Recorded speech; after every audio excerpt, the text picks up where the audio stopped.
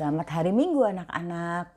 Pagi ini kita kembali mau beribadah, memuji nama Tuhan, mendengarkan firman Tuhan. Yuk, mari kita berdoa. Tuhan Bapa kami yang di surga, pagi hari ini kami anak-anak-Mu kembali datang kepadamu ya Bapa. Kami mau beribadah, mendengarkan firman Tuhan. Tuhan pimpin ya. Dalam nama Tuhan Yesus kami mengucap syukur. Amin. Ya anak-anak, sebelum mendengarkan firman Tuhan, mari kita bernyanyi. Aku anak terang.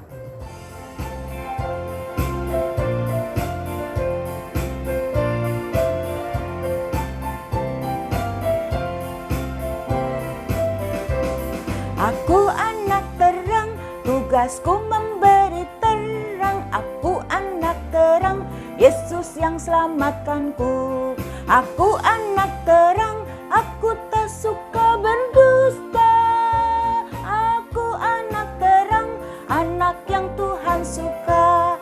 Terang di rumah, terang di sekolah, terang di gereja kemanapun ku pergi.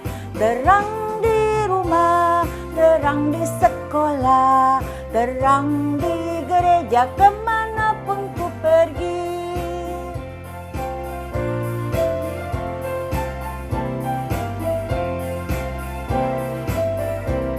Aku anak terang, tugasku memberi terang. Aku anak terang, Yesus yang selamatkanku. Aku anak terang, aku tak suka berdusta. Aku anak terang, anak yang Tuhan suka. Terang di rumah, terang di sekolah, terang di gereja kemanapun ku pergi. Terang di rumah, terang di sekolah, terang di gereja kemanapun ku pergi.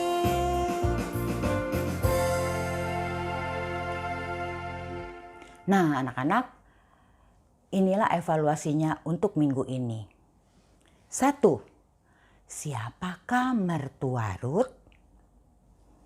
2. Kapan Boas terjaga dari tidurnya? 3. Berapa takar jelai yang diberikan pada Rut? Diisi ya setelah mendengarkan cerita ini. Dan ayat hafalan untuk minggu ini terambil dari Efesus pasal 6 ayat 1. Hai anak-anak, taatilah orang tuamu di dalam Tuhan, karena haruslah demikian. Sekali lagi ya anak-anak, Efesus pasal 6 ayat 1. Hai anak-anak, taatilah orang tuamu di dalam Tuhan, karena haruslah demikian. Nah anak-anak, perhatikan kata di dalam Tuhan pada ayat tadi. Artinya kita harus taat pada orang tua selama perintah dan ajaran orang tua kita tidak bertentangan dengan firman Tuhan.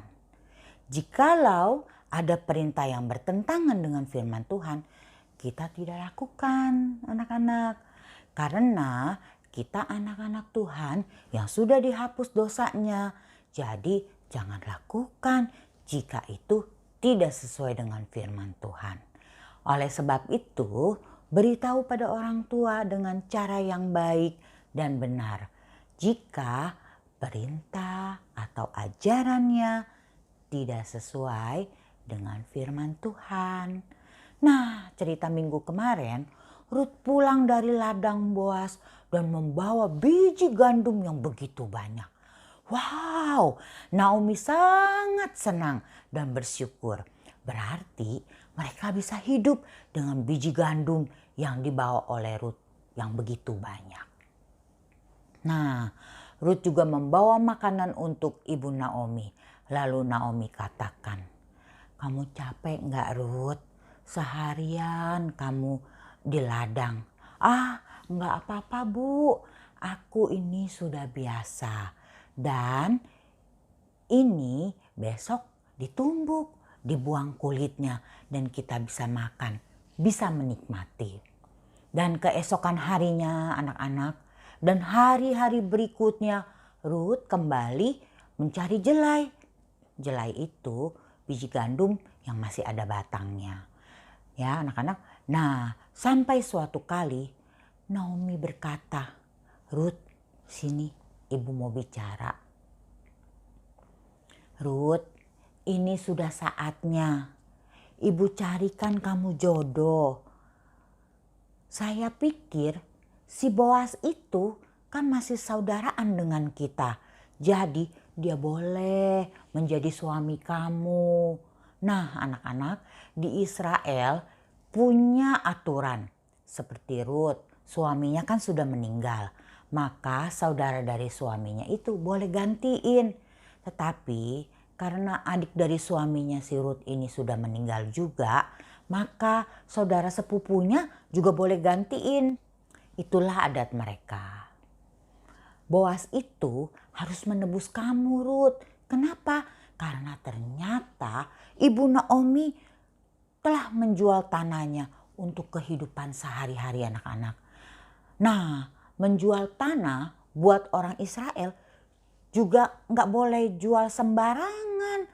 Jadi menjual tanah harus jual ke saudaranya dahulu. Ya, dengan menjual tanahnya sekalian nih istri dari saudaranya yang suaminya udah meninggal. Nah sekalian dikasih deh tuh. Biasanya begitu. Nah itu namanya menebus. Itulah tata cara orang Israel. Maka Naomi katakan, Ruth, sekarang mandilah dan tampillah rapi, dandan sana biar cantik, pergi ke pengirikan. Pengirikan itu tempat untuk mengeringkan bulir-bulir gandum. Nah, Boas ada di sana. Tapi jangan ketahuan ya Ruth kalau kamu datang ke sana. Baiklah Bu, baik. Kalau dia sudah selesai makan dan kemudian dia beristirahat, kemudian dia tidur, maka kamu singkapkan selimutnya dan kamu bobo dekat situ. Tidur dekat si Boas ini ya. Nah, maka si Boas akan tahu pasti apa yang akan dia lakukan. Ini juga sebenarnya adalah tata cara orang Israel. Maka pergilah Ruth ke pengirikan itu dengan sembunyi-sembunyi anak-anak untuk datang ke pengirikan itu. Dia sembunyi-sembunyi.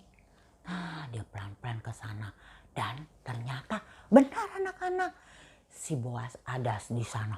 Dia lagi beres-beres ya di pengirikan itu. Dia beres-beres dan kemudian setelah selesai, capek nih. Lalu dia makan ya. Dia makan, dia mandi, dia beristirahat dan kemudian dia tidur di atas timbunan jelai gandum itu. Setelah tidur pulas ya si Boas ini, maka Ruth pelan-pelan datang dan mulai menyingkapi selimutnya. Dan Ruth tidur di sana. Ya, Ruth tidur di sebelahnya si Boas anak-anak. Dan pada tengah malam Boas terbangun. Ada siapa? Loh, kok ada perempuan tidur di kakiku? Siapa kamu? Bangun, siapa kamu? Lalu Ruth menjawab, saya Ruth. Hah? Kamu? Kiranya Tuhan mau melindungi saya karena Tuhanlah yang wajib menebus kami. Lalu Boas katakan, diberkatilah kamu oleh Tuhan. Kamu ini perempuan baik-baik. Saya tahu karena di kota ini juga pada tahu kalau kamu ini adalah perempuan baik-baik dan kamu tidak mengejar orang-orang muda atau orang-orang kaya. Dan memang betul saya yang menebus kamu. Namun sebetulnya ada lagi yang lebih berhak menebus kamu. Sekarang gini deh, kamu tidur dulu ya. Nanti subuh sebelum matahari terbit, kamu buru-buru bangun, buru-buru pulang supaya nggak ada yang lihat kamu.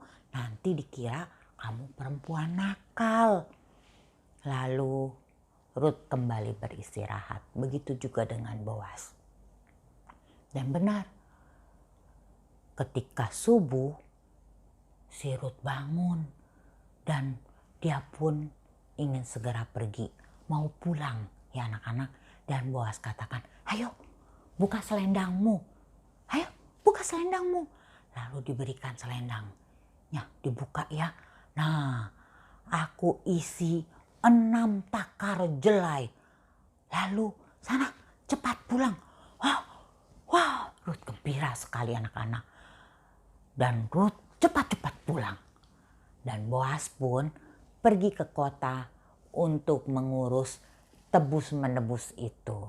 Ya, siapa kira-kira yang berhak? Apakah Boas atau saudaranya yang lain yang untuk menebus tanahnya Ibu Naomi? Nah, sesampainya di rumah, wah, buru-buru si Ruth menghampiri Ibu Naomi. Mah, lihat nih, kita punya 6 takar jelai. Boas bilang, engkau tidak boleh pulang ke rumah mertuamu dengan tangan kosong. Maka diberikanlah 6 takar jelai ini kepada si Ruth. Dan Ruth pun bercerita tentang pengalamannya, bahwa dia diperlakukan dengan baik oleh Bapak Boas.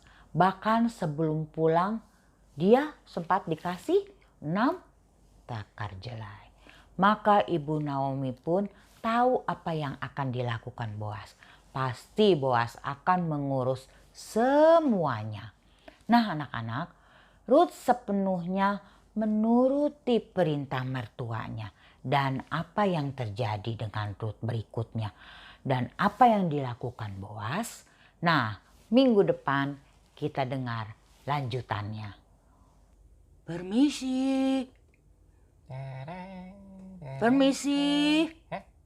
Mamanya Harry. Mamanya Harry.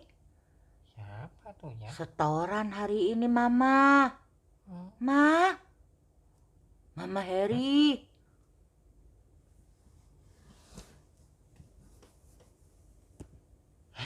Harry. Ya, Ma. Kamu temui ibu yang di depan tadi tuh, Harry. Bilang kalau Mama lagi pergi. Ya, sana Gi. Bilang Gi, Harry. Bilang Gi, sana. Ih, Mama.